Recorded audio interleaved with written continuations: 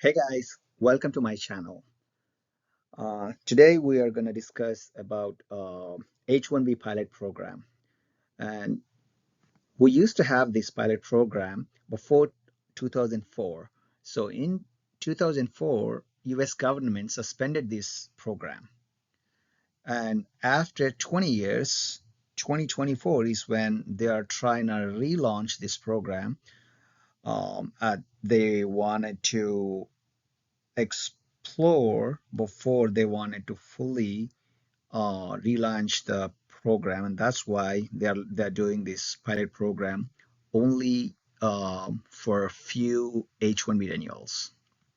Okay, let's dive into coming to eligibility.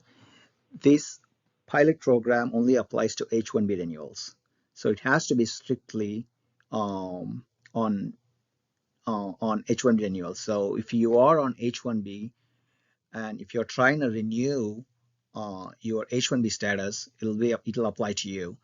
And if you are on any other status other than H-1B, and if you're trying to renew or if you're trying to switch to H-1B, this won't apply to you. And then the bigger eligible criteria is your most recent visa has to be issued uh, in either Canada or in India. For Canada, the visa issue date has to be in between January 1st, 2020 and April 1st of 2023. If your past visa issue date, visa issued in India, and the issue date has to be on February 1st of 2021 and September 30th of 2021. If your last visa issue date falls in between these dates and either on India or Canada, then it applies to you. And then your passport validity has to be 6 months beyond the application date. And it should also have at least one blank page. And as I said before, um, it only applies to H-1Bs. And you have to be on your H-1B. You have to be maintaining your H-1B status. And you got to have either your I-94 um, um, online. I mean, you can print your I-94 online if you have already renewed your H-1B visa, but stamping is not done on your new approved I-797. Then you will see your I-94 on your paper copy. Um, and the next eligibility would be you have to be eligible for a waiver for the in-person interview. Um, and on your previous visa uh, renewal time, you may have submitted 10 fingerprints. So if you haven't submitted 10 fingerprints, then you are not eligible on this program. And this applies to only a few countries, which is required to pay a non-immigrant visa issuance, which otherwise called reciprocity fee. This applies only to certain countries, but most popular countries um, like India or China, like this won't apply. This reciprocity fee won't apply to those countries. And I have provided you the link below where you can find if your country is part of that reciprocity fee. And then in your last visa, there shouldn't be a clearance received annotation. If you see a clearance received annotation, then this won't apply to you. And then the next one is since this is a domestic visa renewal, you must be living in the United States. And it shouldn't have applied for any other visa. As I said before, it applies only for H-1B during the renewal time, which is now, I'm guessing, since you are here. And this is something like I said before about reciprocity fee applies to only certain countries. So this is a visa waiver program. This applies to only certain countries. If you are a citizen of those countries, then you need to check the eligibility, um, um, if you are eligible or not. Um, and the last thing is visa ineligibilities. You can click on this link where you can find all sort of visa denials in there.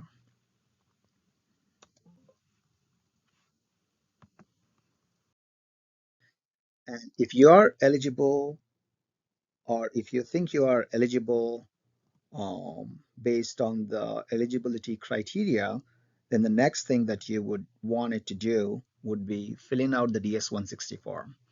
First thing, even before filling out the DS-160 form, I would say um, go to the nearest Walgreens or CVS where you can get a passport size photo. Um, Here, you need to have a digital copy. So I would say Walgreens, they provide you a digital copy. They'll send you an email, a digital copy along with two hard copies that you would receive there, and typically it'll take an hour or so. You would receive a digital email copy of your passport size photo, which you can use on DS-160 form.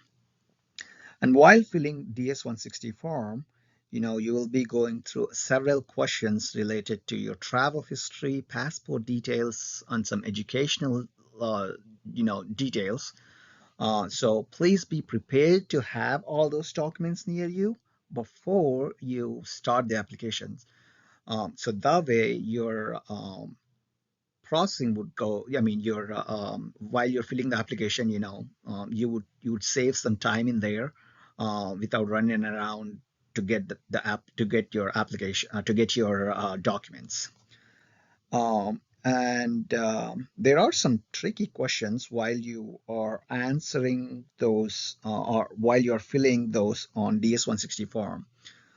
Here are the two. These are the below two are the tricky questions that I can think of. One is, are you applying in the same country where the visa above is issued, and is this country your principal country of residence?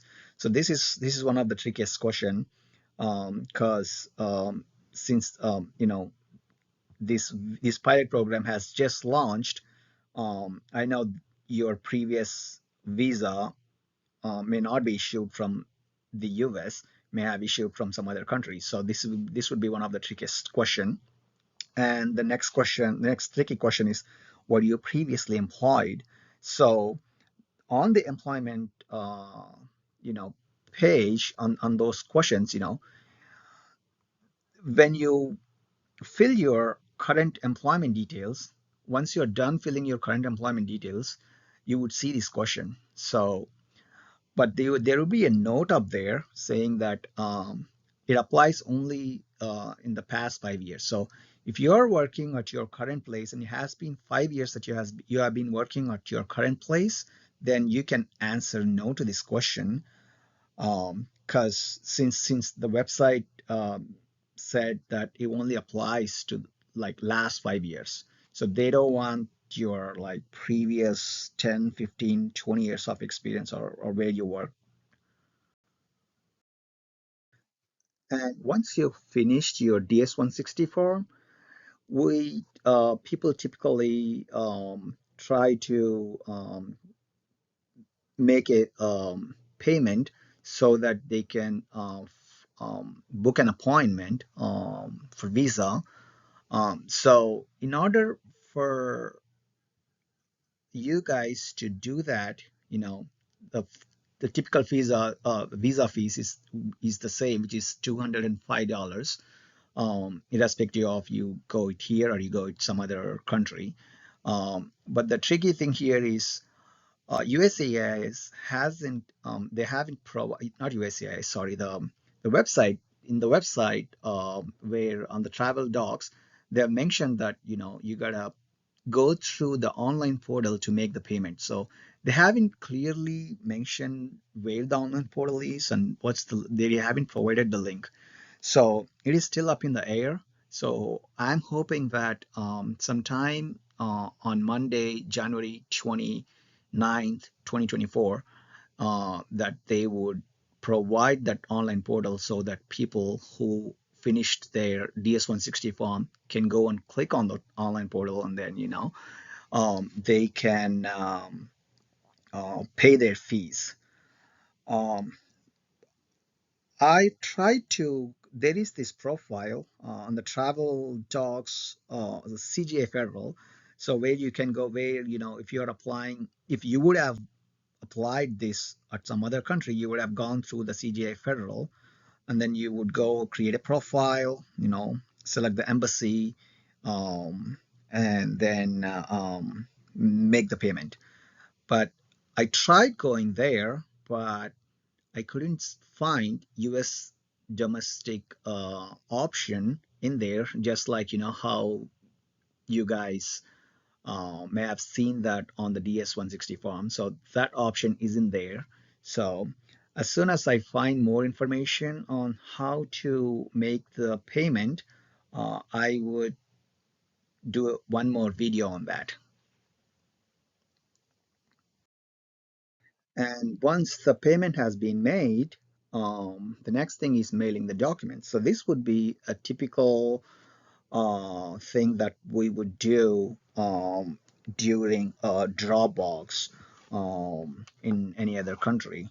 So the typical documents would be your passport, your DS-160 confirmation page, and a passport size photograph um, that should meet the Department of State specifications. So you would know, like, when you're um, uploading your passport size photo on DS-160 form, you'll be similar to that one. And then a copy of your valid H-1B petition approval. Um, on it's nothing but an I-797 copy, and then your I-94, which you would find that on the bottom of the I-797. If you have recently got your I-797 approval. If not, then you can just print it out from I-94, online portal, and then you can send that.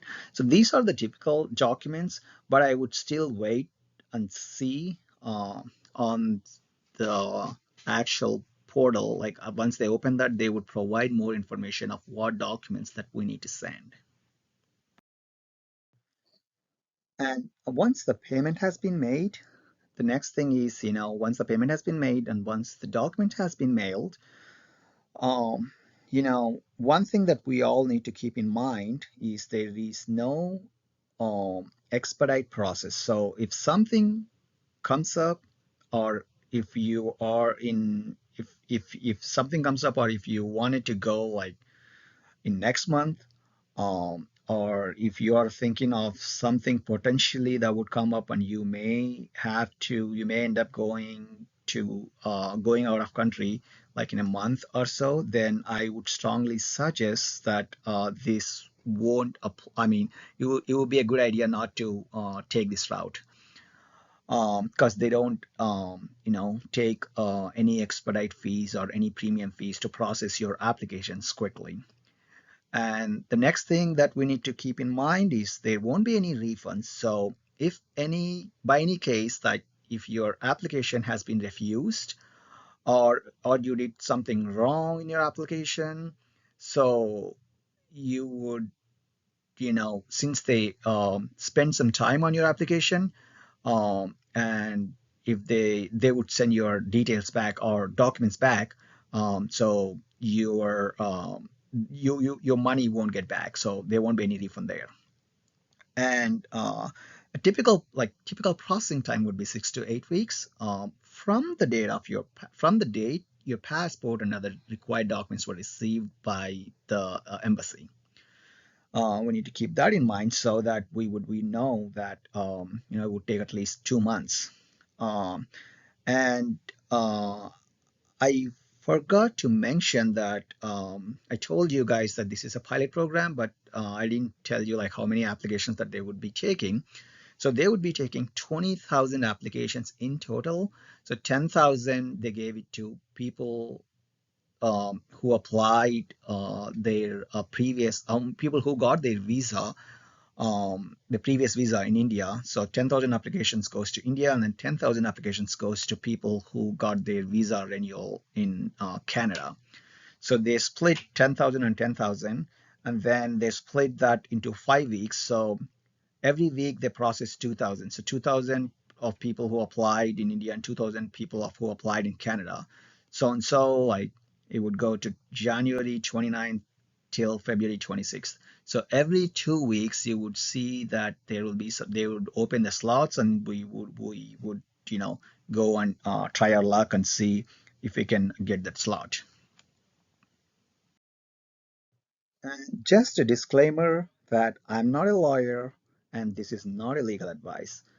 I have searched a lot of how to process this application. I couldn't find anything, so I thought it would be a good idea, or this would help someone who is trying to know, who wants to know, how to fill the application, or what do I need to do, how I need to make a payment, on what all the documents that I need to send.